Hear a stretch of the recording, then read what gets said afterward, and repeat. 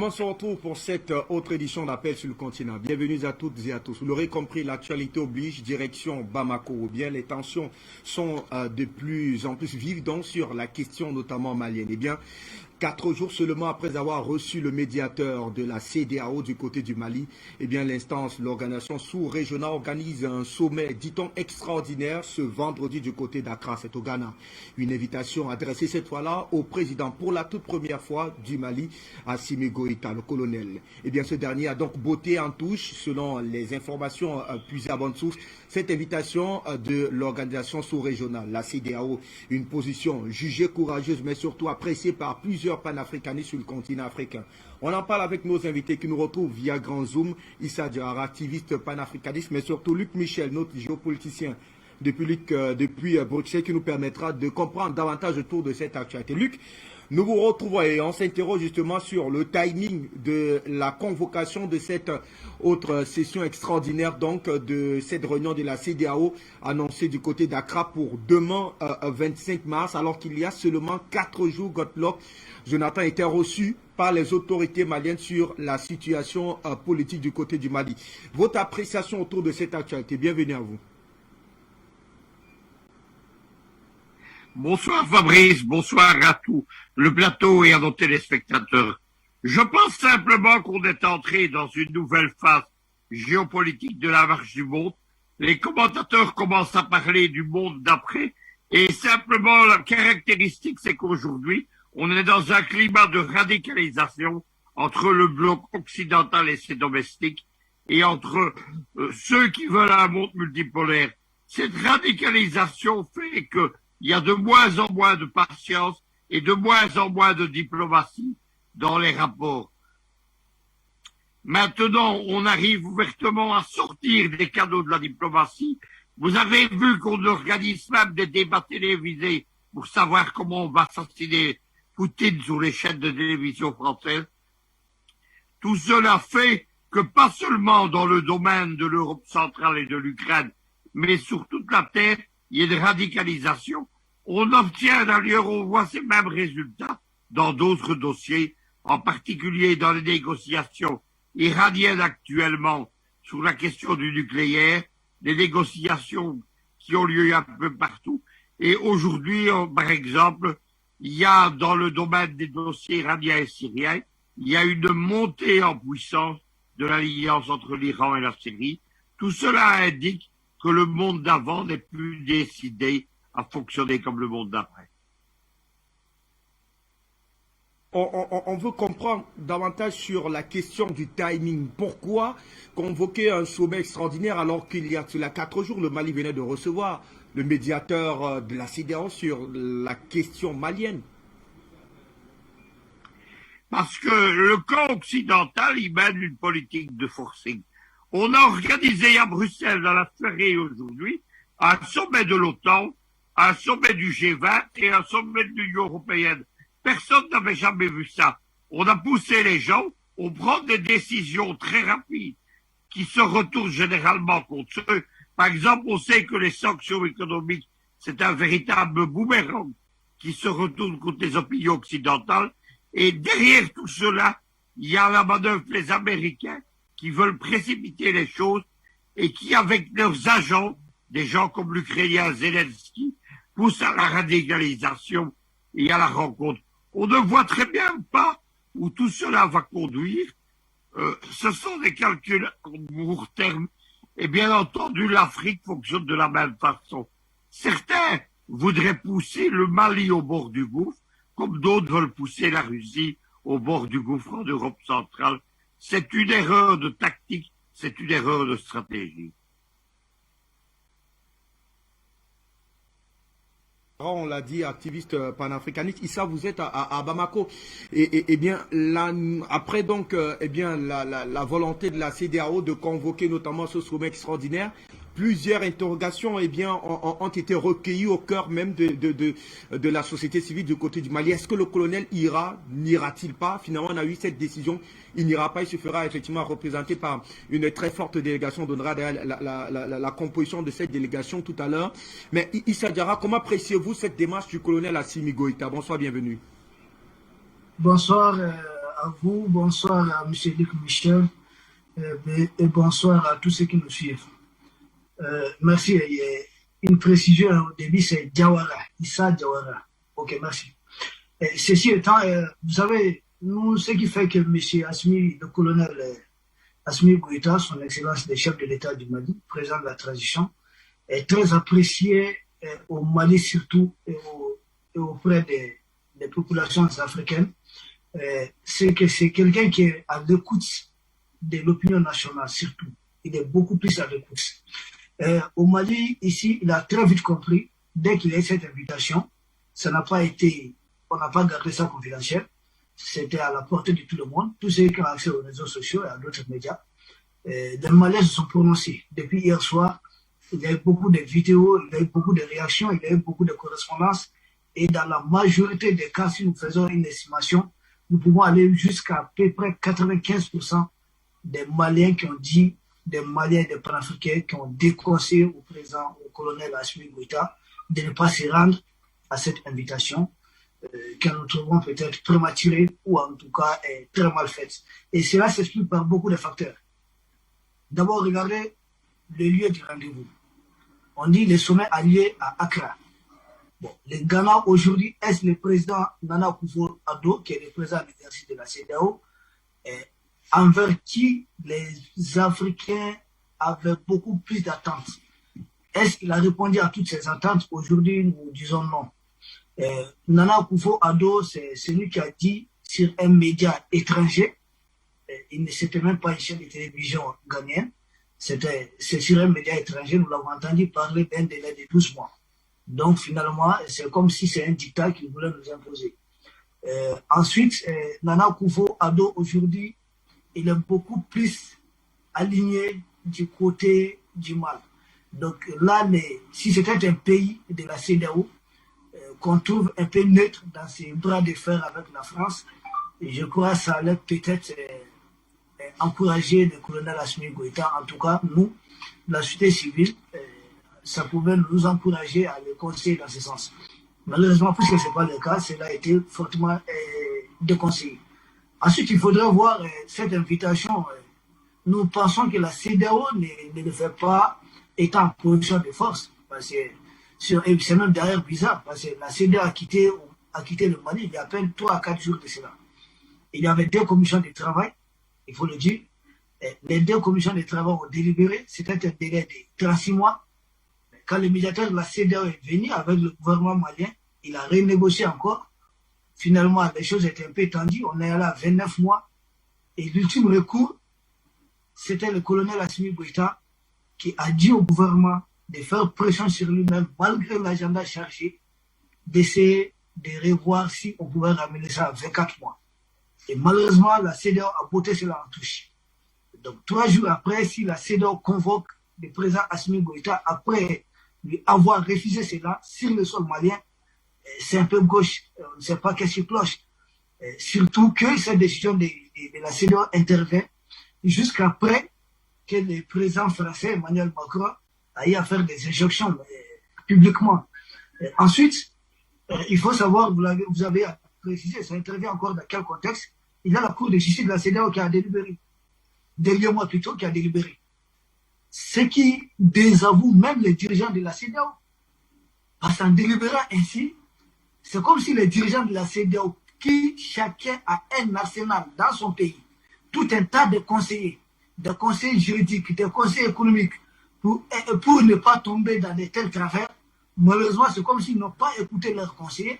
C'est comme si, en faisant le sommet, ils n'avaient pris avis, ils n'étaient pas venus avec ce point de vue avant d'imposer de telles sanctions. C'est comme si ça a été dicté de l'extérieur, d'où l'instrumentalisation.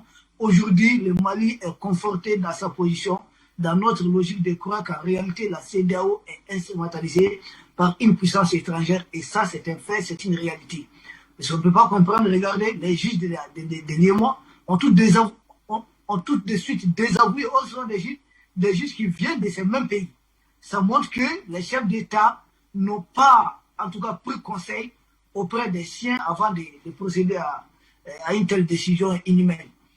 Ensuite, nous disons, ce sommet intervient encore dans quel contexte? Est-ce les sanctions imposées par la CEDEAO ont-elles fait effet? Nous disons non. Elles ont fait effet contraire. Parce que les sanctions envisagées par la CEDEAO, nous savons que c'est la France qui est derrière, c'était pour pousser à un coup d'État direct. C'est-à-dire, au bout d'1 mois, 2 mois, le Mali allait être dans une situation d'impayé, les fonctionnaires allaient occuper la rue, et ensuite, ça allait être une situation de chaos, et le régime allait tomber. Malheureusement, cela a produit l'effet contraire. Parce que quand ces sanctions inhumaines ont été prises et illégales, illégitimes, très impopulaires, ont été prises, qu'est-ce qui s'est passé au Mali? On était en crise un peu sociale, c'est-à-dire qu'il y avait des mouvements de grève par-ci, par-là, mais tout de suite, tous les Maliens ont fait bloc derrière les dirigeants. Tout de suite, le président Assimi Goïta a bénéficié d'un large soutien des populations maliennes. Donc, ce qui met en nu ces sanctions, au lieu de faire chuter le régime, les sanctions ont conforté le régime dans sa position. Et ensuite, nous disons, certains États commencent à se poser des questions. Jusqu'à quand rester dans cette situation d'enlisement sous-régional créé par la France? Jusqu'à quand certains États accepteront les dictats de la France via ses mandataires au sein de la CEDEAO? Je pense que tout ça le temps commence à jouer contre la CEDEAO. Je ne crois pas que le temps soit véritablement en faveur aujourd'hui de la CEDEAO et de ceux qui sont en train de mener ce complot. Et ensuite, il y a une situation internationale. Alors, est-ce que Issa Diawara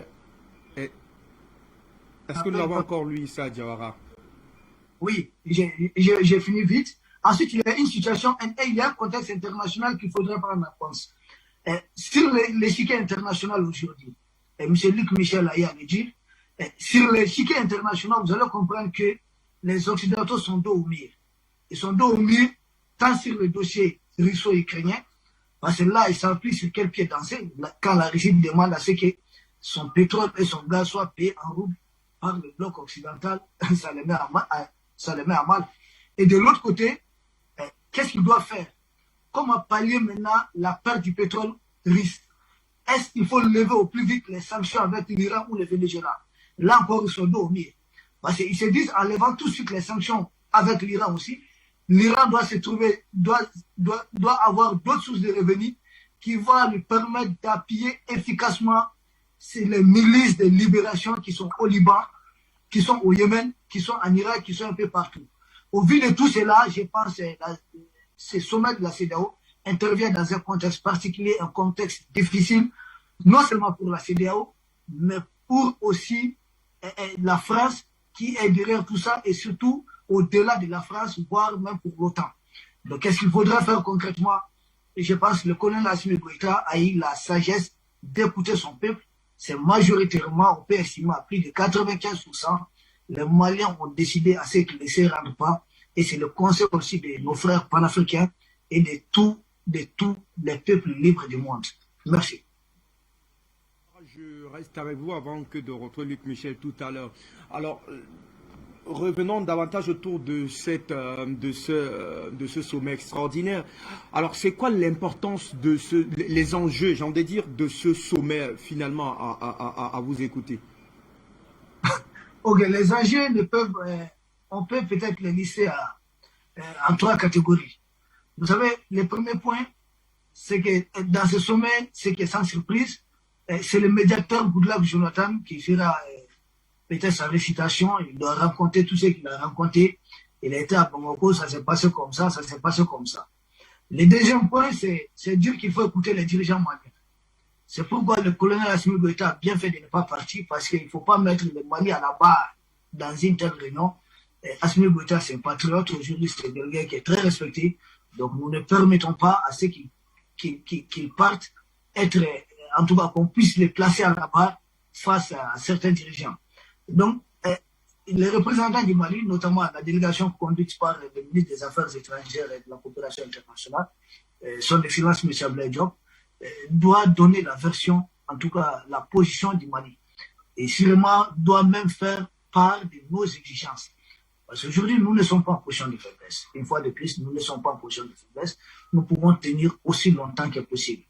Ensuite, troisième chose, autre enjeu, c'est voir dans cette histoire est-ce là la CEDEAO appelle le Mali pour faire lever immédiatement les sanctions en acceptant les 24 mois donnés, ou essayer peut-être de piquer un tout petit peu dans les 24 mois, voire peut-être revenir au niveau des 20 mois, où la CEDEAO doit en fait délibérer, peut-être dire qu'en réalité, à moins de, en tout cas, au-delà des 16 mois, la CEDEAO n'est pas, en tout cas, ne doit pas coopérer ou bien n'est pas prête à lever les sanctions.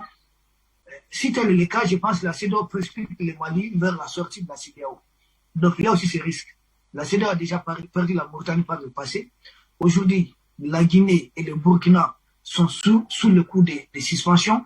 On ne sait pas, est-ce que la suspension va continuer ou ce sont des États qui emboîteront finalement les pas du Mali. Donc est-ce que la CEDEAO ne va pas s'auto-détruire aussi? Il y a ces risques qu'il faut voir. Donc, autre enjeu, je pense, la CEDEAO peut simplement demander au Mali, en tout cas conditionner la levée des sanctions à l'élargissement de la prise en compte des intérêts français. C'est-à-dire, on peut demander, la CEDEAO pourrait demander à ce que le Mali essaye d'accepter à nouveau les médias français, c'est-à-dire RFI, France 24, essayer d'accepter l'ambassadeur de la France, essayer de ménager un peu la France, mais malheureusement, le Mali n'est pas encore dans cette posture. C'est pourquoi je dis, ce sommet, quels qu'en soient les enjeux, ce sommet intervient dans un contexte qui met le Mali en position de force, parce que la CEDEAO a beaucoup plus à attendre du Mali que le Mali n'a à attendre de la CEDEAO. Merci. Alors Luc, je vous reviens puisqu'on veut davantage comprendre. Eh bien là, Issa Diarra a d'ailleurs tracé quelques précisions autour en tout cas de ce sommet extraordinaire convoqué quand même Manu Militari. On se serait attendu davantage que les autorités de la CEDEAO tentent d'évacuer d'abord, notamment le précédent qu'il y a eu, c'est-à-dire cette réunion qui a précédé en tout cas ce sommet extraordinaire convoqué pour vendredi prochain. Mais à votre niveau, Luc, que cache davantage à ce sommet de la CEDEAO convoqué pour demain, très précisément à partir de 15h GMT? Le fait que de plus en plus les Occidentaux et leurs domestiques sont en train de perdre le sens des réalités. Lorsque j'écoutais Issa expliquer que la réponse du Mali aux sanctions qui était censée dresser la population contre les colonels, ça a été au contraire l'unité des masses avec leurs dirigeants, c'est la même chose qui est en train de se répéter en Russie. On nous a répété que la Russie allait rompre avec Poutine, que les masses allaient rejeter son régime. On nous a raconté que les élites russes allaient se séparer de Poutine. C'est pas du tout ça qui se passe.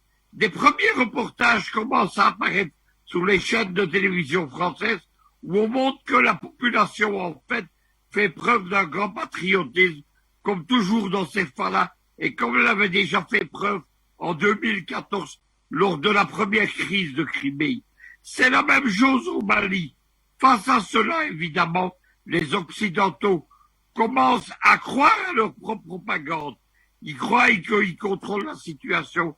Ils croient que leurs adversaires sont faibles. Ils croient qu'ils sont en position de force, alors que ce n'est pas du tout le cas.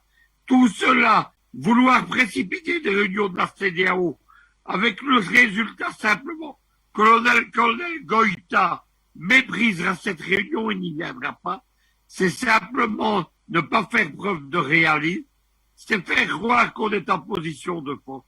Alors que, comme Issa l'a déclaré, c'est le Mali qui est en position de force, et cela depuis le début, puisque depuis le début du bras de fer avec le Mali, la CEDEAO a toujours été en position de faiblesse.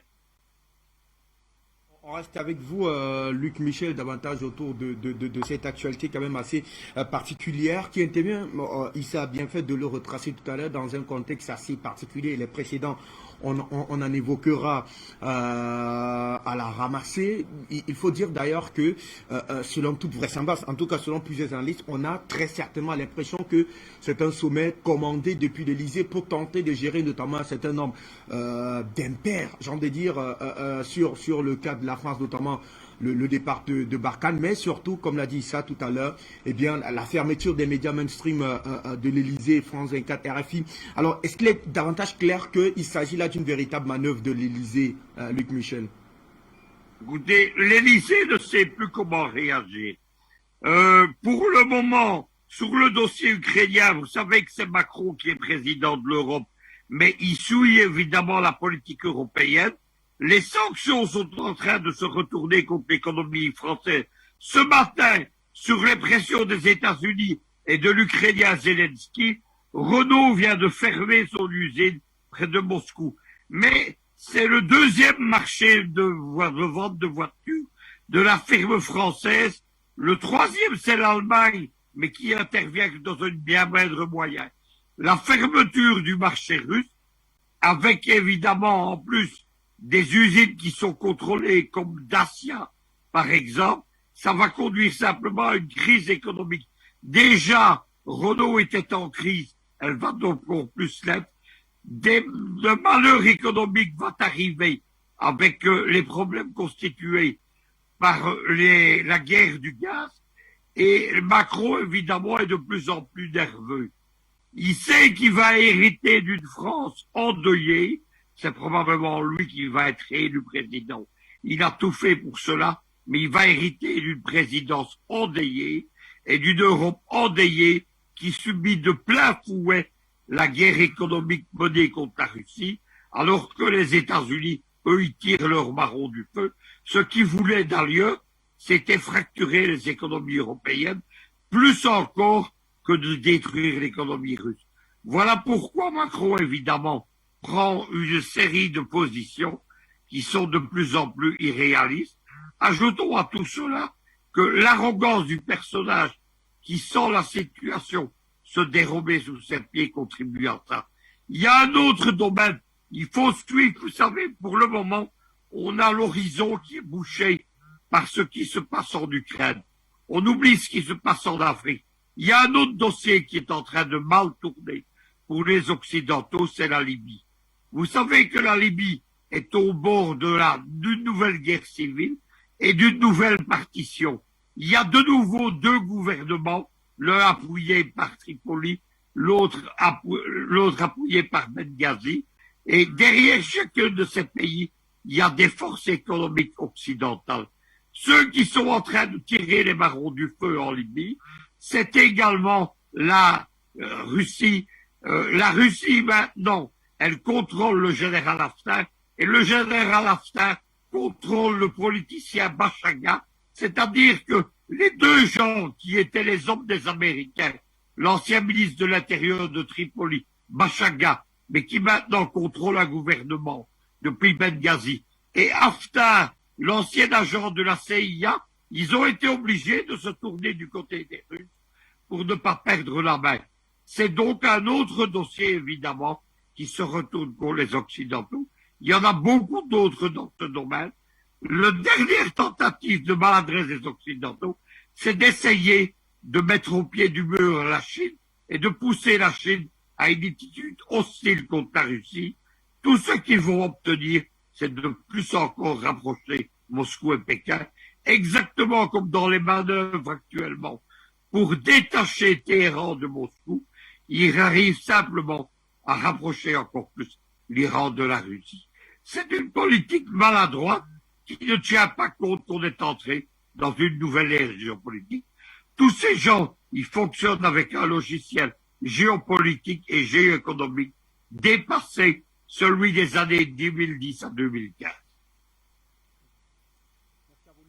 Issa, je vous retrouve tout à l'heure puisque on évoquait notamment cette décision du colonel Assimi Goïta de refuser notamment de participer à ce sommet extraordinaire, et vous l'avez d'ailleurs si bien rappelé Issa Diawara que il est désormais clair, hein, l'arme a visiblement changé de pôle puisque le Mali est resté davantage dans une position de force, d'ailleurs reconforté par cette décision prise par la Cour de justice de l'UEMOA. On y reviendra d'ailleurs tout à l'heure, mais dans ce communiqué de votre pays, il est davantage clair que le président va prendre part à ces travaux par visioconférence. Est-ce que ça change quelque chose dans le fond, Issa? quelque chose dans le fond du moment. Cela montre clairement que c'est le Mali qui contrôle, qui a les manettes, qui tient les manettes en main. Ça montre que c'est le Mali qui est en train de dicter ses conditions. Puisque la lettre de la CEDEAO est très claire. Elle demande à ce que le colonel Assouli puisse venir assister comme ses autres, en tout cas ses homologues de la CEDEAO. Mais quand le Mali fait une contre-proposition, ça veut dire, là, il faut savoir lire entre les lignes. La contre-proposition malienne, ça veut dire simplement que nous ne sommes pas obtenus aujourd'hui de suivre votre ligne directrice qui a failli. D'abord, dans la logique malienne, si nous suivons bien, si on analyse la position malienne, nous comprenons que pour le Mali, la CEDEAO a choisi un mauvais chemin dès le départ. Donc, ça ne sert à rien de les rejoindre dans leur défaite, dans leur échec. Donc, c'est à la CEDEAO d'essayer aujourd'hui de se confesser. C'est pourquoi le Mali, voulant prouver cela, demande à ceux qui fait une contre-proposition qu'on peut procéder peut-être par visioconférence. Ce qui est une très bonne initiative.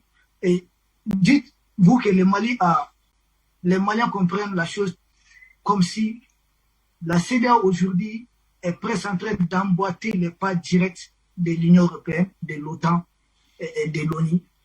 Comme le disait Paul Valéry, nous savons maintenant que nous autres civilisations nous sommes aussi mortelles. Ça veut dire ce modèle que l'Occident a voulu longtemps imposer aux gens, au prix de corruption, au prix d'intimidation, au prix de menaces, au prix des guerres. C'est ce modèle unipolaire du monde qui, en réalité, arrive à ses termes. C'est fini. Donc, les changements, c'est ces changements qu'ils essaient de gérer. Ils essaient d'empêcher toute émergence. Donc, la CEDEAO, si elle ne se ressaisit pas à temps, elle risque malheureusement de devenir comme l'ONU. Ça serait une organisation, mais qui, en réalité, n'a plus de poids. Une organisation qui serait une coquille vide, qui n'aurait pas de poids. Et n'oubliez pas, beaucoup des États de la CEDEAO aujourd'hui comprennent une chose. Ils voient venir sûrement la fin des systèmes classiques, des organisations classiques qui ont tout à gérer l'humanité. C'est-à-dire la CEDEAO, je sais pas, l'UEMOA, l'Union africaine, tout. On doit réformer, toutes ces organisations sont à réformer. Or, les États qui arrivent en force, c'est bien sûr l'Algérie, c'est la Chine, c'est la Russie, c'est l'Iran, c'est le Venezuela. Ce sont ces États qui ont beaucoup de réserves, que ce soit des réserves économiques, des réserves même, surtout des ressources humaines considérables.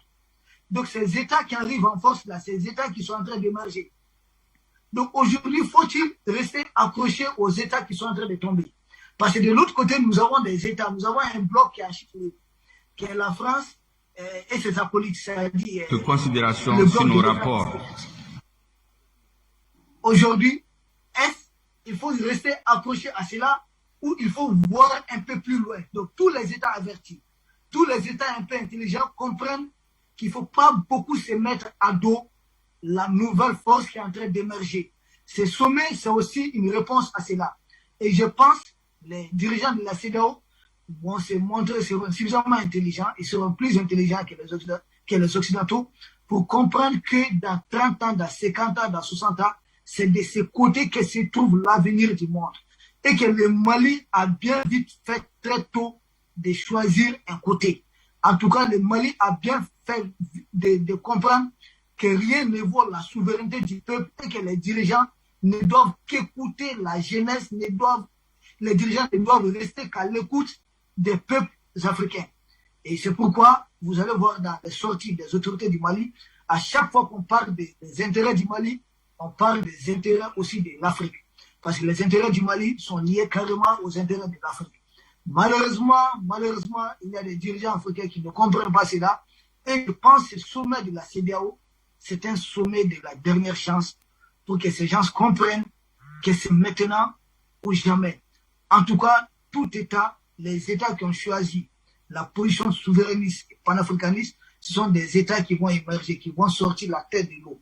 Mais tous ceux qui veulent s'approcher à l'autre côté, à l'autre bloc qui, en réalité, a beaucoup fait suer le monde, a coulé beaucoup de sang, a fait beaucoup de massacres, beaucoup de génocides. On peut en citer partout. Que ce soit au Rwanda, en Irak, au Yémen, ça se passe toujours.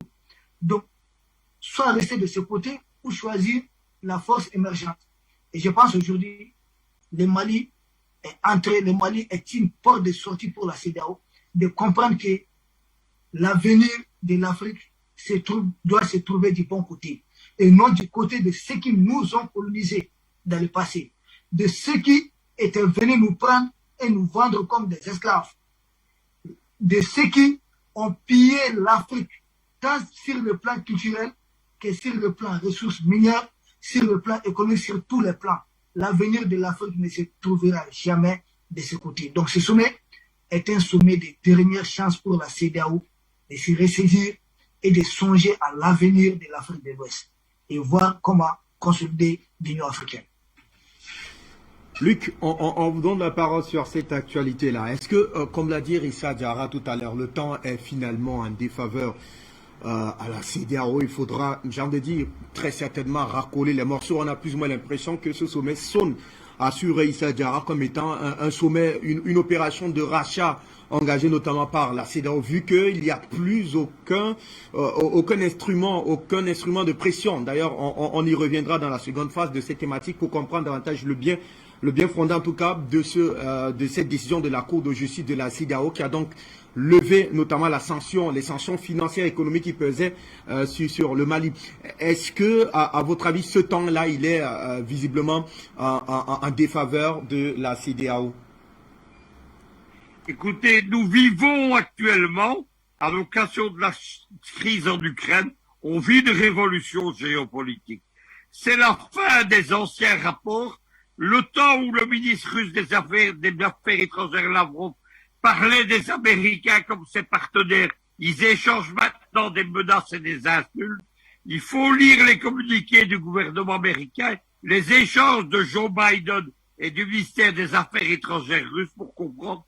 C'est la fin d'une époque. On est dans une époque maintenant qui n'est plus celle des accommodements, qui n'est plus celle de la diplomatie aimable, qui n'est plus celle de l'hypocrisie diplomatique. Les Français ou les Américains, ils ont pour but réel, ils le disent eux-mêmes, la destruction de l'économie russe et le renversement de Vladimir Poutine. Et Poutine, il a pour but en Ukraine la démilitarisation de l'Ukraine et la dénazification. Ce sont des buts incompatibles. Les conséquences de la Russie, elles ont lieu sur toute la planète, en Afrique, en Iran, au Proche-Orient, du côté de la Chine, etc. C'est une révolution géopolitique dont la première phase, les prémices, avaient été la crise de Crimée en 2014. J'avais écrit à cette époque un éditorial. J'avais dit la révolution géopolitique qui vient de Crimée. Après la Crimée, les Occidentaux n'ont pas compris. Ils ont cru qu'ils allaient reprendre leur vieille manière de manigancer et de comploter pour étouffer la vérité. Eh bien, aujourd'hui, on est arrivé. La crise de Crimée, c'est en 2014. On est en 2022. On est au deuxième acte de cette crise qui est une révolution géopolitique. Et tout cela a été calculé par un homme, c'est Vladimir Poutine. Lorsque vous étudiez les plateaux de télévision, les faux experts français, ils vous racontent que Poutine est fou. Il y avait ce matin un psychiatre d'origine ukrainienne, Cyrulnik, qui expliquait combien Poutine était fou, combien il était paranoïaque. En réalité, à chaque fois que vous avancez dans le dossier ukrainien, vous découvrez que Poutine avait prévu la deuxième partie, les sanctions économiques. Il a décidé hier que le pétrole et le gaz devraient dorénavant être payés en roubles, c'est-à-dire que ça va mettre à néant les sanctions occidentales. Les Américains tentent maladroitement d'ailleurs de saboter le marché mondial de l'or. Tout cela va arriver simplement à une chose, ça va être la dédollarisation du monde. Ceci a été calculé par Poutine, c'est cela qui va continuer. Les Africains, évidemment, des gens comme les colonels de Bamako ou les Algériens, ils ont compris ce qui se passe. Les Américains et les Français n'ont pas écouté l'actualité. Il y a 15 jours, il y avait le sommet des États producteurs de gaz à Doha. Des alliés traditionnels de l'Occident, le Qatar et les Émirats arabes unis, qui avaient participé à tout le printemps africain, tout le printemps arabe, pardon, eh bien, ils se sont détournés des États-Unis pour se tourner vers la Russie, pour sauver leurs intérêts économiques dans la guerre du gaz ouverte par les Américains. Les Américains n'ont pas tenu compte de ce qui se passait, les Français, les Européens non plus. C'était un avertissement pourtant. C'est la preuve que le monde changeait. Un deuxième État allié militaire de l'Occident, c'est l'Inde. L'Inde, bien qu'elle fasse partie des BRICS, c'est une alliée militaire de l'Occident dans l'océan Indien. Eh bien, l'Inde a refusé de condamner la Russie et de participer aux sanctions anti-russes parce que l'Inde sait qu'elle a tout à gagner de l'alliance économique avec la Russie et avec la Chine. Ce sont deux exemples. Le troisième, c'est encore plus grave pour les Américains, c'est l'Arabie saoudite. Les Américains croyaient que les Saoudiens allaient augmenter la production de pétrole pour boycotter le pétrole russe. Ils ont oublié que maintenant la Russie et ses alliés, c'est-à-dire l'Algérie ou la Guinée équatoriale, elles faisaient partie de l'OPEP. Ils ont donc refusé d'augmenter la production de pétrole et ils ont décidé de laisser monter, ce qui est tout à leur intérêt d'ailleurs, le prix du baril de pétrole. On va passer du prix du baril de pétrole autour de 100 € à plus de 200 €. C'était trois avertissements que les Occidentaux, dans leur arrogance, dans leur autisme géopolitique, n'ont pas écouté. Pas plus qu'ils n'ont écouté ce qui se passait au Mali, en Centrafrique, en Éthiopie ou dans le golfe de Guinée. C'est le monde qui bouge, c'est la fin du vieux monde, le monde unipolaire à domination occidentale, ce monde unipolaire que les Américains dominaient depuis la fin de la guerre froide. Il a été ébranlé par la pandémie du Covid, il a été ébranlé par la crise de Crimée. Les lézards ouvertes à ce moment-là, elles sont en train de profondément fracturer le bloc.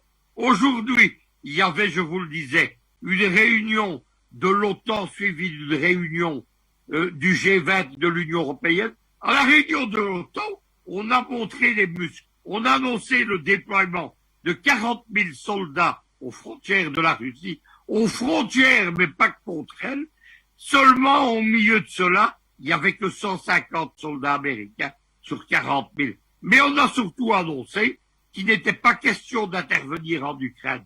Ça veut dire que on va se battre en Ukraine jusqu'au dernier soldat ukrainien et que Zelensky s'est imprudemment lancé contre la Russie et qu'il va rester tout seul.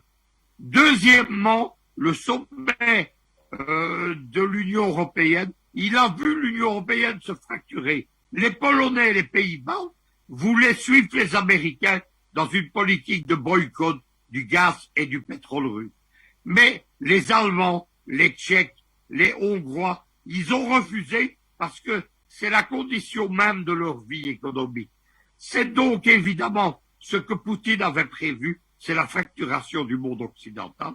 Et les colonels de Bamako ont parfaitement compris qu'au milieu de tout cela, c'était une CEDEAO fragilisée qui prétendait leur donner des leçons.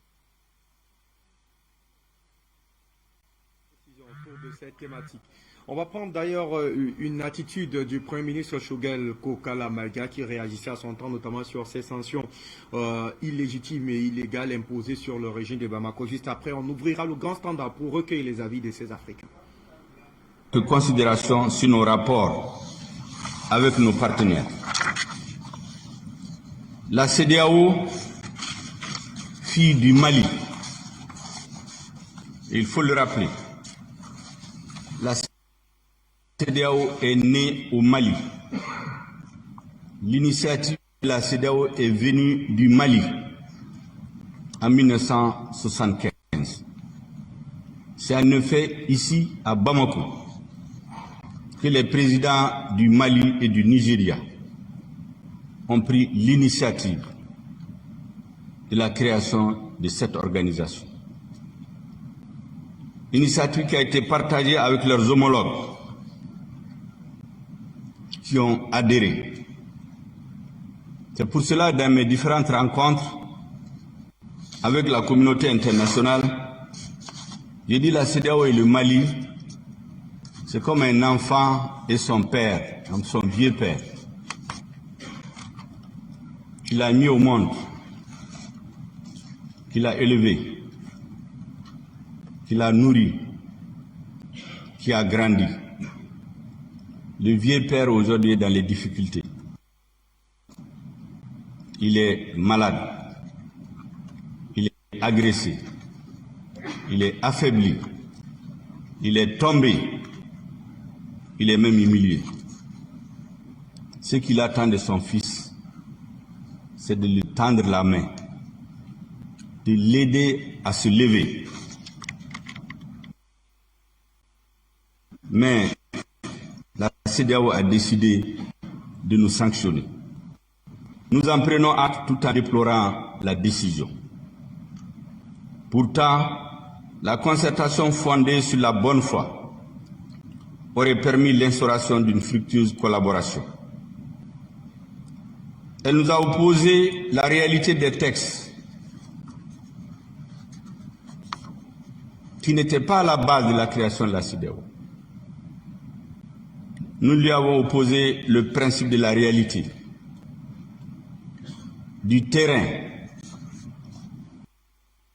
de l'état physique, psychologique du Mali aujourd'hui, de l'état de déliquescence de notre État, de notre pays, de l'insécurité généralisée, de la situation où aucun candidat ne peut aller faire campagne librement dans sa contrée de naissance.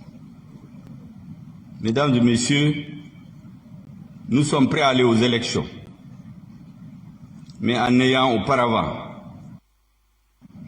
comme du reste, elle a eu à nous le recommander en octobre 2018. Je rappelle qu'une délégation de la CEDEAO est venue ici en octobre 2018, à l'issue de la crise politique post-électorale. Elle a fait une recommandation qui dit expressement que le Mali ne doit plus organiser d'élections avant de faire des réformes politiques et institutionnelles. C'est parce que ces réformes n'ont pas été faites que la frustration continue à exploser en 2020. Malheureusement, nous avons beau répéter, rappeler à nos frères de la CEDEAO, nous ne sommes pas entendus. Allez, merci donc à Joël Tienche qui nous a permis donc d'être un peu plus situé notamment sur la position du gouvernement malien en s'entendant sur ces sanctions illégitimes donc imposées par la CEDEAO, par cette fois-là téléspectateurs qui nous retrouvent en rang serré pour apporter notamment très certainement leur soutien à la démarche du colonel Assimi Goïta. Bonsoir Jean, vous nous appelez des États-Unis, bienvenue. Bonsoir Fabrice. Bonsoir à vos invités, bonsoir Luc Michel, bonsoir Diawara, bonsoir aux techniciens, bonsoir à tous ceux qui interviennent sur Afrique Média, bonsoir à la jeunesse africaine. Oui, c'est une bonne décision d'Assimi Goïta, il est bien informé. Et c'est sûr qu'avec la coopération de la Russie, rien ne leur manquera du point de vue des informations et de la diplomatie. Ça, nous sommes sûrs et c'est ce que nous voyons. Donc, il a bien décidé.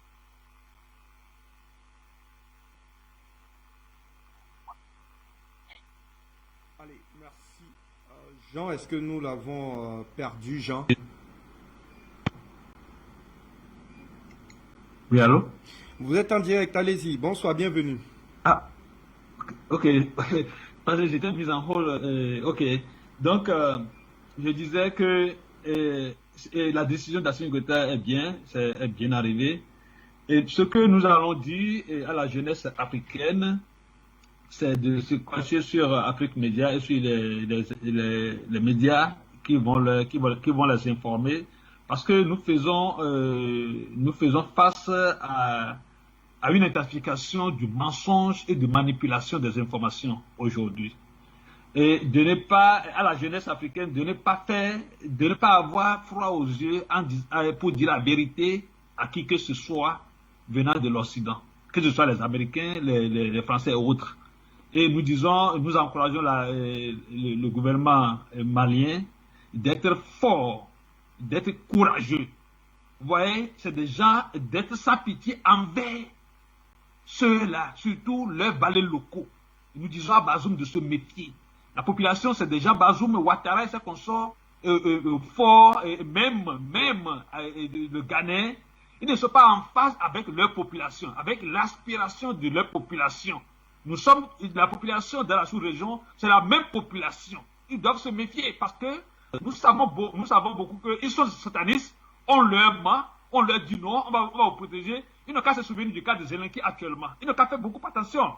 Nous ne voulons pas que la jeunesse africaine ou bien la population africaine soit sacrifiée, comme ce que nous voyons en Ukraine. On ne veut pas ça. Donc s'ils veulent faire leur sacrifice démoniaque, ils n'ont qu'à se rendre en Europe. Qui ne se laissent pas manipuler par ce fameux président français Macron, le jupitérien, ni ces bandits racistes des Américains. C'est sérieux ce que nous disons. C'est sérieux ce que nous disons. Le temps est grave. Le temps est grave. Si Bazoum et Ouattara vont se permettre de faire ce qu'ils vont faire, ce qu'ils sont de faire, ils ne capent beaucoup se méfier. La nature juge. Nul n'échappera au jugement divin. Nous sommes en guerre, que la jeunesse africaine se prépare pour bouter hors de nos communautés ces charognards, ces satanistes qui veulent changer le monde à leur façon, en restant toujours le chef. Et nous serons toujours les commis. Ceux qui croient à cette idéologie, ils se trompent. Les Africains ne peuvent pas, parmi ceux-là, être quelqu'un de haut, non. Même ici, on a vu avec Obama, il est arrivé à la Maison Blanche, mais on l'a manipulé jusqu'à ce qu'il a tué son frère Kadhafi. Alors, qu'est-ce que vous voulez devenir, vous autres en Afrique là-bas? Et vous croyez, vous écoutez les conseils de ces charognards-là. Méfiez-vous, la population n'est pas en phase avec vous, ça vous dégagez ou bien vous cédez. Que Dieu bénisse Fabrice, nous sommes en guerre. Merci. Merci infiniment Jean pour votre contribution. On va donner cette fois-là la parole à Delphin qui nous retrouve. Delphin, merci de nous retrouver à la maison. Eh bien, on y est toujours davantage sur cette question malienne avec donc cette volonté d'Assimi Goïta qui a donc a posé donc une forme de non-recevoir à la demande effectivement on fait savoir que c'est Zerfel finalement qui nous rejoint. Zerfel, votre contribution autour de la démarche du colonel Assimi Goïta qui a donc accepté de participer à cette réunion de la CEDEAO mais uniquement par visioconférence. Bonsoir.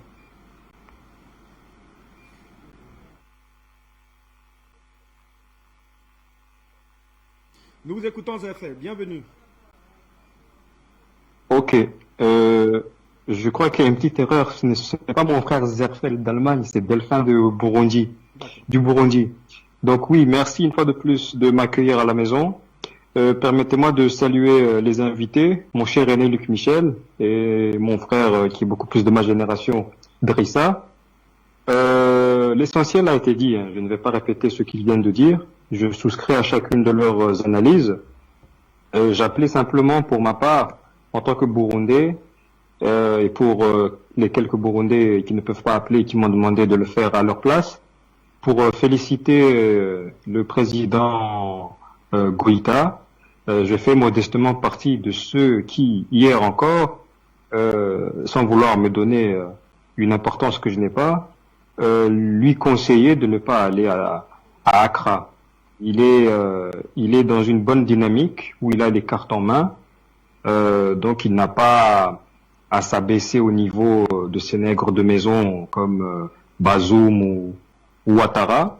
Maintenant, il faut laisser le travail diplomatique suivre son cours. Naturellement, l'alliance avec Pékin, Moscou et Téhéran, pour ne citer que ces capitales-ci, doit être maintenue. Le Mali a d'ores et déjà une ouverture plus au nord du côté d'Alger. Je fais référence ici au projet qui fait partie des nouvelles routes de la soie, au fameux port algérien d'Al-Hamdania. Donc le Mali est très loin d'être isolé. Donc voilà, moi j'appelais simplement pour féliciter le président Goïta et réitérer mes encouragements à notre frère, le très brillant ministre des Affaires étrangères, monsieur Abdoulaye Diop. Et puis je vais attendre sagement pour voir où vont les choses, ou dans quelle direction va le vent. Ou plutôt, nous savons déjà dans quelle direction va le vent, mais j'ai hâte de voir les fruits que ce vent va nous offrir.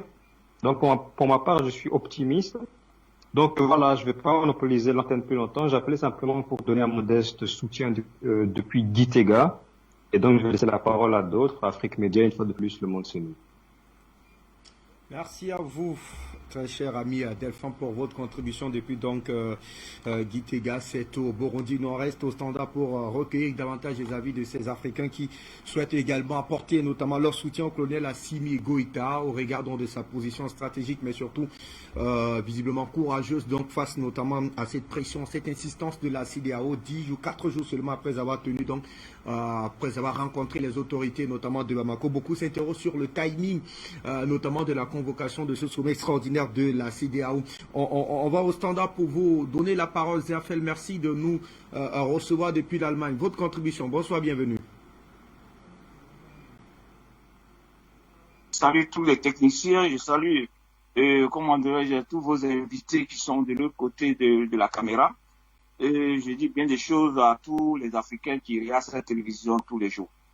Moi, comme vient de dire Delphin tout à l'heure, je n'ai pas beaucoup à dire, parce que ce que j'ai dit hier, c'est ça que quand j'ai entendu qu'il devait se rendre, moi j'ai dit que c'est pas la peine de faire des voyages inutiles, parce qu'il a un ministre des Affaires étrangères. C'est-à-dire que quand on voit le mettre et les lèvres, c'est-à-dire que quand il a suivi, comment dire, Poutine, il est parti vers Poutine, il a donné observer, comment dire, les caractéristiques du président Poutine, parce que Poutine aujourd'hui il bouge pas, c'est son ministre des Affaires étrangères qui fait tout le boulot. Alors c'est pourquoi moi je dis, je suis vraiment content qu'il a refusé même d'aller, comment dire, au Ghana. Parce que ce sont des gens, ils ont fait ça une année là où ils ont les mêmes Nigérians, ils ont dit qu'ils devaient dialoguer avec Taylor. Et quand Taylor il s'est présenté, ils l'ont pris et puis ils l'ont livré aux choses au charognard.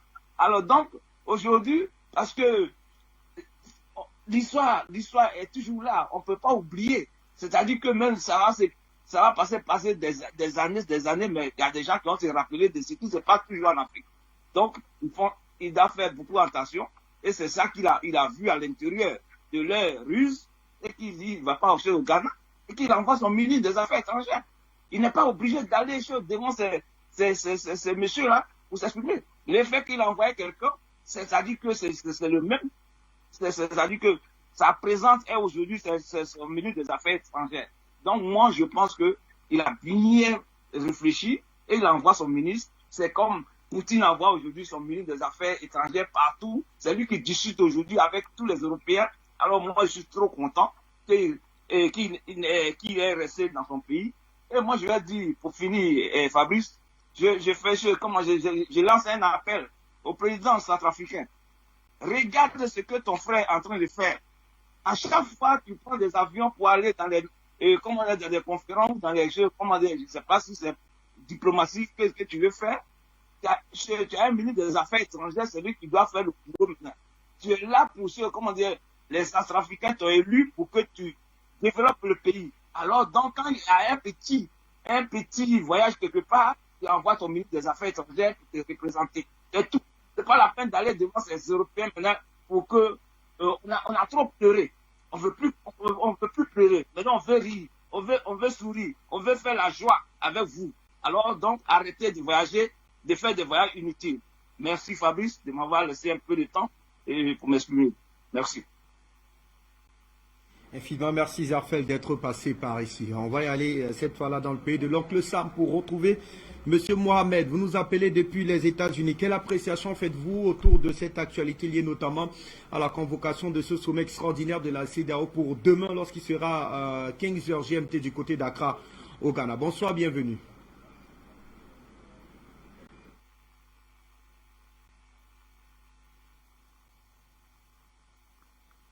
Bienvenue, nous vous écoutons. Bienvenue à l'antenne. Nous vous écoutons, Mohamed, pour apporter certainement votre contribution dans le cadre de cette thématique, mais certainement votre appréciation, notamment sur la démarche des autorités de Bamako qui ont donc choisi, notamment parlant du président de la transition, Assimi Goïta, d'envoyer son ministre des Affaires étrangères, M. Abdoulaye Diop, pour le représenter donc en présentiel du côté donc d'Accra pour ce sommet très attendu pour beaucoup. En tout cas, Issa Diarra sur le plateau, il l'a dit, c'est un sommet qui est tellement important en tout cas pour les autorités de la CEDEAO. Il y joue, d'ailleurs il y va d'ailleurs de la survie de la CEDEAO si elle veut davantage continuer à avoir notamment droit de citer, mais surtout une certaine légitimité au sein donc de la sous-région ouest africaine, alors que notamment la Cour eh bien de l'UEMOA vient donc de débouter ces sanctions illégitimes imposées donc justement aux autorités de Bamako. On donne la parole à Patrick cette fois-là depuis Douala au Cameroun. Bonsoir Patrick, votre contribution, bienvenue.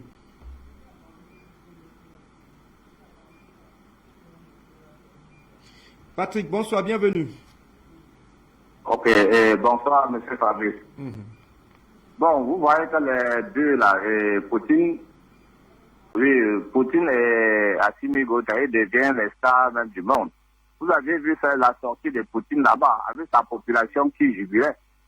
Regardez encore la sortie de Assimi Goïta qui est parti pour le coton. Vous avez un peu vu les deux. Donc, ça veut donc dire que vraiment, tout ce que les gens là sont en train d'entrer, ils sont en train de se mettre à côté. Moi, j'ai fait ce comme ça là. Et vous voyez déjà les autres, les systèmes bancaires à la CEDEAO là. On a déjà levé. Parce que vous voyez qu'au-dedans, plus que ça dure là, ça cause aussi les problèmes. Mais pour moi, je voulais que le Mali porte plainte contre ce truc de la banque là, pour qu'ils leur disent pourquoi ils ont bloqué les évolutions monétaires. Parce que s'ils restent aussi tranquilles, c'est que vraiment, ils vont toujours continuer comme ça chez tout le monde. Si tu fous quelque chose que tu n'as pas raison, on te porte plainte. Donc, le système, la gestion des monnaies, là, il faut que les Maliens, on les porte plainte. Même si ce n'est pas le gouvernement, il peut avoir les sociétés civiles qui peuvent se concerter et porter plainte contre ces gens-là. Là, ils comprennent qu'ils ne vont plus faire ces erreurs-là parce qu'ils sont devant. On les a mis là-bas pour gouverner. On ne les a pas mis là-bas pour arracher les choses chez les gens. Bonne soirée.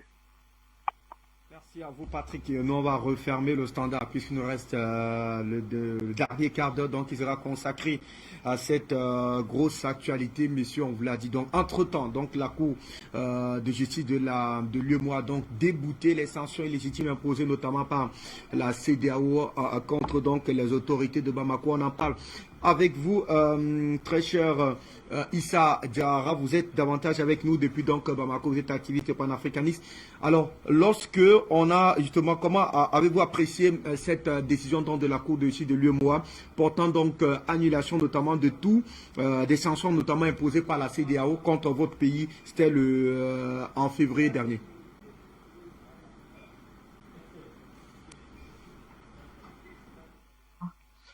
Je leur dis merci et bravo pour la contribution.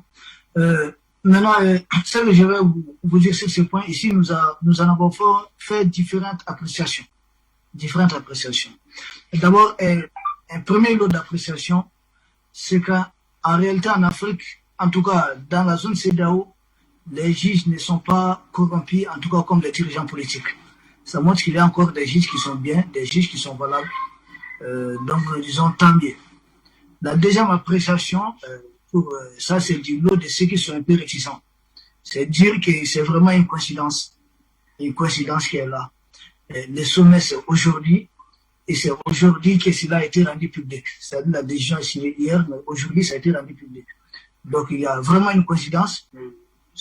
Peut-être c'est un fruit du hasard, on ne comprend pas. Secondo, de ce lot, nous pouvons, d'aucuns disent aussi, ici au Mali, que sans doute c'était peut-être une façon pour l'UEMOA, la CEDEAO, d'essayer peut-être d'apaiser, de calmer la situation, vu que, je l'ai dit une fois de plus, c'est la CEDEAO qui est en difficulté. Donc c'est la CEDEAO qui a besoin de faire un geste, en tout cas d'apaisement. Donc ça peut aussi être vu comme un geste d'apaisement. Donc c'est un peu les deux lectures, les deux appréciations que nous avons de cette décision de la Cour de justice de l'UEMOA. Je récapitule premièrement ce qu'il y a encore, c'est que la justice de l'UEMOA, pour le moment, elle est incorrompue, elle n'est pas dans les jeux politiques. Secondo, ça peut être un geste pour aller vers un apaisement, puisque la a besoin. Donc il fallait peut-être ce geste d'apaisement pour essayer, pour espérer de faire déplacer le président patriote, le colonel Assimi Goïta. Je pense, même si c'était le second cas, malheureusement, le colonel Assimi ne va pas faire le déplacement. Il faut beaucoup pour espérer pouvoir le faire déplacer. Il faut encore beaucoup plus de gestes. Ça, c'est un début, c'est bien, mais il faudrait aller beaucoup plus en profondeur. Parce que la CEDEAO comprend. Vous savez, cette histoire des sanctions, cette histoire classique des sanctions-là. On sanctionne un pays, on fait comme ça, qu'on a pris à l'Occident, là, qu'il faut chaque fois sanctionner des gens. Mais non seulement ça fortifie le régime en son sein, tous les États qui ont connu des sanctions, ce sont des États aujourd'hui qui connaissent un fort taux de patriotisme. Donc non seulement ça fortifie le régime, et ensuite,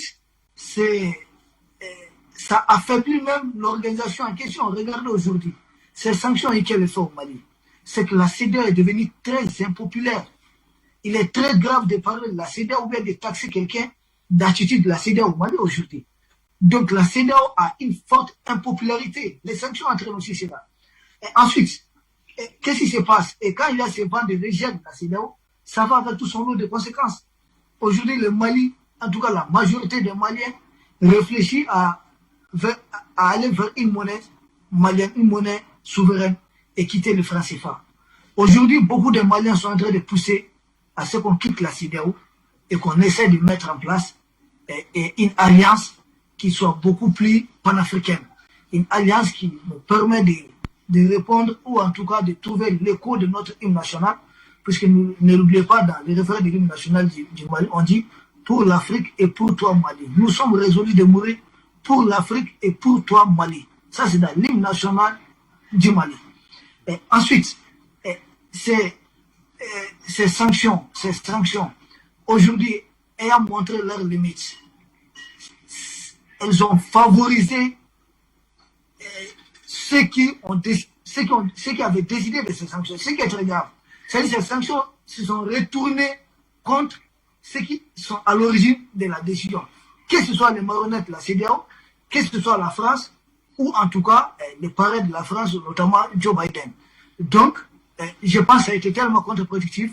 Cela a mis le Mali dans une position de force.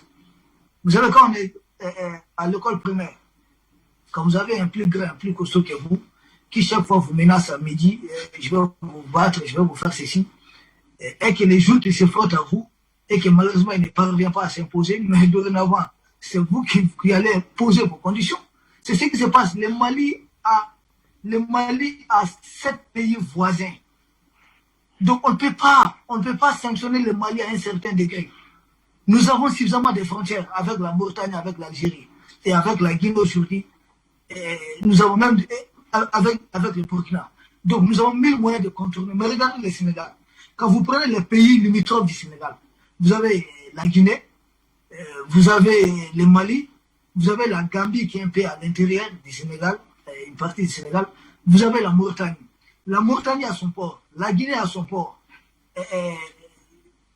je sais pas, la Gambie a les siens.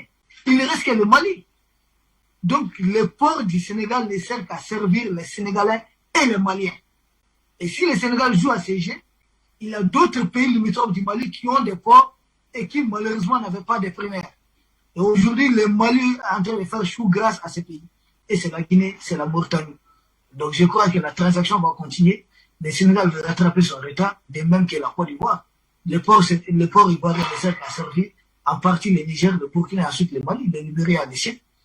Donc, ces sanctions ne peuvent étouffer que ces pays, malheureusement, qui n'ont pas la taille en superficie du Mali, qui ne comprennent pas, qui font du mal à leur population. Nous avons des jeunes Sénégalais qui vont arriver à Bamako dans quelques jours, qui ont décidé de marcher de Dakar jusqu'à Bamako pour nous soutenir. Donc, vouloir, si les dirigeants ne comprennent pas que les peuples africains forment un seul peuple, nous sommes unis.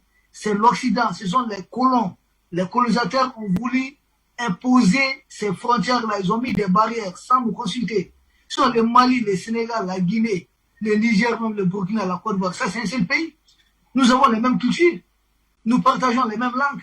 Nous avons la même histoire.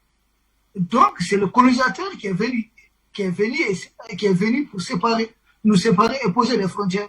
Malheureusement, aujourd'hui, nous avons compris ce qui est, et les peuples sont en train de s'y retrouver. Nous sommes en train de nous reconstituer. C'est cela que l'Occident ne comprend pas. Donc, pour cela, il faut avoir des marionnettes en Afrique qui puissent déjouer cela, cet éveil de conscience. Malheureusement, on ne peut pas l'empêcher. Il y a un proverbe bambara qui le dit. C'est-à-dire quand le soleil se pointe à l'horizon, c'est pas avec une main qu'on peut le masquer. C'est fini là. Donc on avance, je crois que c'est l'éveil de conscience. Nous saluons Afrique Média beaucoup pour le travail abattu. Et nous restons convaincus que les dirigeants de la CEDEAO reviendront à des meilleurs sentiments pour essayer de sauver au plus vite ce qui reste de la CEDEAO. Sinon, à lieu et place, il y aura une alliance, il y aura une organisation beaucoup plus panafricaine. Merci. Luc, nous vous donnons la parole sur cette suspension, donc notamment sur la levée des suspensions, notamment de la CEDEAO contre le Mali. Qu'est-ce qui change, Luc, après donc cet acte de la Cour de l'UEMOA? Ce qui change dans le monde entier, c'est le climat. Nous étions habitués à des Occidentaux arrogants et à leurs domestiques soumis. Ils pratiquaient la politique, la guerre économique avec des sanctions. Ils pratiquaient les expéditions militaires, comme en Libye en 2010. Ils participaient à tous les pillages au néocolonialisme. Aujourd'hui, nous sommes entrés dans une nouvelle époque. Les peuples ne sont plus d'accord de subir. Il y a des gouvernements patriotiques. Il y a des hommes comme Vladimir Poutine qui ont décidé de rendre la dignité et l'indépendance à leur nation, ou Xi Jinping en Chine. C'est cela qui a changé. L'Occident croit qu'il est toujours dans l'ancienne époque, celui de cette arrogance, de cette toute-puissance, ce que les latins appelaient l'hubris, l'instinct de puissance, l'excès de puissance qui conduisait à la destruction. Eh bien, aujourd'hui, le nouveau monde est en train de se mettre en route et l'Occident ne comprend pas ce qui se passe. Cela explique ses erreurs et cela explique les histoires comme la convocation du colonel Goïta à un sommet de la CEDEAO où il a décidé de ne pas se rompre. Les gens de la CEDEAO croient encore qu'ils sont à l'époque où les dissidents tremblaient devant eux. Ils croient qu'ils sont encore à l'époque où ils renversaient il y a jamais, mais aujourd'hui, c'est terminé. Allez, Issa, on va tenter de sortir, reste moins de 5 minutes. Est-ce que rapidement, il va donc sans dire, après donc la levée de ces sanctions illégitimes par la Cour de l'UEMOA, que eh bien le pays sera désormais, je dis quoi, va commencer à notamment à recevoir économiquement, notamment l'assistance de ces institutions financières de la sous-région? Oui, nous espérons de toutes les façons. Ici, quelle qu'en soit la décision qui sortira de ce sommet, c'est une décision qui sera positive pour le Mali. La CEDEAO décide de continuer dans sa logique, c'est tant mieux pour le Mali parce que là, ça nous donne d'autres options. Que la CEDEAO décide de lever ces restrictions, c'est là encore, c'est à l'avantage du Mali. Donc, quel qu'en soit décidé de ce sommet, le Mali sera gagnant. Donc, l'assistance financière, c'est même pas une assistance financière, les autorités du Mali ont été claires. On ne veut plus d'aide. On ne veut pas d'aide. Ça a été clair, le Premier ministre l'a dit, que le Mali est en train de rouler sur son propre fonds. Et que ces aides-là, en réalité, sont des aides qui nous mettent même dans la pauvreté. Qu'est-ce que nous avons à aller demander des aides d'autrui? Ce ne sont même pas des aides, c'est de l'endettement qui donne. Aujourd'hui, c'est à quoi nous aurons accès, c'est notre fonds. C'est ce que nous avons déposé dans les institutions financières au niveau de la PCO, au niveau des BMO. Nous aurons accès à nouveau à cela. Parce que ce qui s'est passé, c'était du détournement. C'était du vol, comme l'Occident le fait toujours. Malheureusement, ces élèves ont pratiqué, ont voulu faire la même pratique ici, répéter la même chose. Donc, le Mali, quel qu'en soit l'issue de ce sommet, en conclusion, le Mali sera gagnant. Peu importe la décision qui va sortir, ça nous donnera en tout cas d'autres ouvertures. Et ensuite, si la CEDEAO décide de lever totalement ces restrictions, ça nous permet tout simplement d'avoir accès à nos dûs. Ce n'est pas un cadeau, personne ne nous donne cela. C'est notre dû, c'est un droit, nous l'avons déposé, donc nous allons juste récupérer ce qui nous appartient. Et nous ne demandons à personne de nous donner ce que nous, en tout cas, nous ne méritons pas. Aujourd'hui, les Maliens ont compris que nous devons compter sur notre propre travail. Et c'est le conseil, en tout cas, que beaucoup de frères panafricains ont eu à nous prodiguer. Et je pense que nous allons rester dans cette dynamique. Et d'ailleurs, ça nous a aidé. Ces sanctions de la CEDEAO nous ont aidé à former très rapidement, de façon très intense, les populations maliennes aux notions élémentaires du patriotisme. Et aujourd'hui, nous disons bravo, merci à la CEDEAO de nous avoir rendu ces services, de nous avoir permis de nous souder, d'avoir permis à l'Afrique libre de se retrouver autour de nous et de nous avoir permis de rêver beau, parce qu'aujourd'hui, nous rêvons jusqu'à notre industrie militaire. Merci. Merci à vous, Issa Diawara. Luc, en une minute, que faudra-t-on attendre donc désormais de ce sommet extraordinaire de la CEDEAO, programmé donc demain à partir de 15h GMT? Écoutez, pas grand-chose. Je ne pense pas que la CEDEAO va capituler et le Mali digne et souverain ne capitulera pas. Il n'y a pas grand-chose à en entendre. Vous savez, lorsqu'on assiste depuis des années en diplomatie, on est arrivé aujourd'hui à ce que les institutions diplomatiques internationales ne fonctionnent plus. Ce sont les Américains qui les ont détruites, que ce soit Donald Trump ou Joe Biden. Aujourd'hui, l'ONU ne fonctionne pas. Le Conseil de sécurité des Nations Unies est paralysé. Le Conseil des droits de l'homme de Genève est paralysé. La CEDEAO est paralysée. L'Union africaine est paralysée. Et l'Union européenne ne vaut pas mieux. C'est à cela qu'on constate. Vous savez, il y a déjà un précédent historique, c'était la SDN. La SDN, entre 1932 et 1939, elle a été d'une série d'échecs en série d'échecs pour aboutir à l'impuissance. Lorsque ça a été terminé, plus personne ne croyait à la SDN. C'est ce qui va arriver aujourd'hui, des instances diplomatiques internationales. Et vous savez que nous, les géopoliticiens des grands espaces, nous croyons à une autre façon d'organiser les relations mondiales. Nous ne croyons pas aux Nations Unies. Nous croyons au bloc géopolitique autosuffisant, l'Eurasie, l'Afrique par exemple, et nous croyons qu'ils régleront leurs différends et leurs alliances demain par des accords bilatéraux. En particulier, nous croyons à un axe géopolitique Eurasie-Afrique. Dans ce monde-là, la diplomatie internationale hypocrite, les mensonges que Poutine a dénoncés, etc., ils n'ont plus leur place nulle part. Merci infiniment à vous, Luc Michel, Issa Diawara, infiniment merci continentalement de nous avoir accompagnés dans le cadre de cette édition. Ainsi se referme donc cette production du 24 mars 2022 de votre programme Appel sur le continent. On se retrouve demain pour le dernier numéro d'ici à la. Portez-vous bien, juste après moi, le grand journal et l'exercice de Christelle Ouandi. Très bonne suite des programmes sur vos télévisions.